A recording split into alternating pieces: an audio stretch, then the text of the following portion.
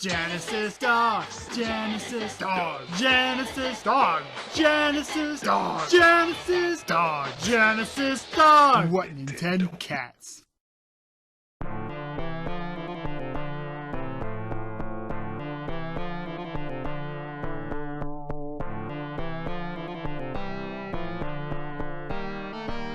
Hello, woof, and welcome to the 17th Genesis Dogs rating.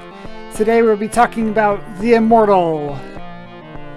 And in the dog category, I gave a couple bonus points because there's a dragon at the end of the game and I like it, so I gave it a couple points in here. Otherwise, no dogs, not really much of anything else. Like, got some orcs, got some goblins, got some trolls, spiders, but it's not really dog-like stuff. The splash was also pretty basic. There was a demo of like the player wandering around the first level, which was okay. Otherwise, it was just the static title screen with the Reaper going yeah, and some music to it. So I was going to rate it 2, but the demo did bump it up to a 3. The music was alright. Like, it restarted a lot, but what was actually running and playing and stuff was actually pretty decent, and I enjoyed it pretty well. Bosses were also not much of a thing.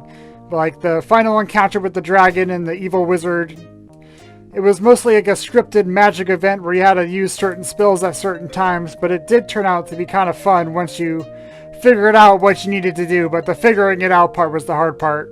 You also fought a spider at one point, and you did like a barrel Tokyo drift away from like a tentacle monster in the sewers. So it was something. Overall, I say a little bit positive on the bosses. Difficulty, I heard a lot of things saying that this game was super difficult, you'd be dying a lot, and like, yeah, you do die a lot, but once you figure out what you need to do, what you need to do isn't all that hard. But it's still hard, still tricky, still gotta, it's definitely not free. Like I rated it 8 hard out of 10, mostly just trying to figure out what to do. And you do die a lot in this game. You are not the one that they call immortal. My experience was also fairly positive. I gave it a 7 out of 10. Wasn't super great, wasn't like terrible. I'd recommend like giving it an afternoon or so. Like trying to figure out what to do was pretty fun. Like play it with a friend. The friend helped out me knowing how to figure out some of the things, so I wasn't completely in the dark. The manual helped as well in this game, so it turned out pretty fun. I enjoyed it. Total 33 out of 60, about what it deserves. About in the lower half of stuff.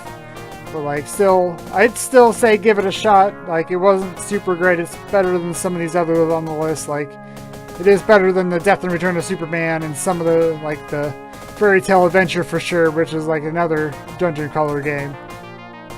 But yeah, about what it needs.